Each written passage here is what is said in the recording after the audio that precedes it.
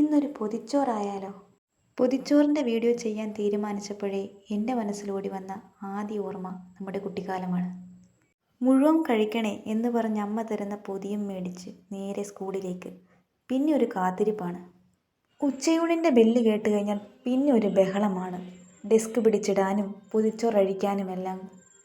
നമ്മുടെ കയ്യിലെ പൊതിയേക്കാൾ മറ്റുള്ളവരുടെ കയ്യിൽ എന്തായിരിക്കുമെന്നറിയാനുള്ള ആകാംക്ഷയായിരിക്കും കൂടുതൽ. ഇന്ന് ഈ പൊതി കെട്ടുമ്പോഴും അന്നത്തെ സ്വാദ് മനസ്സിൽ മായാതെ നിൽക്കുന്നുവെന്ന തിരിച്ചറിവിലാണ് ഞാൻ.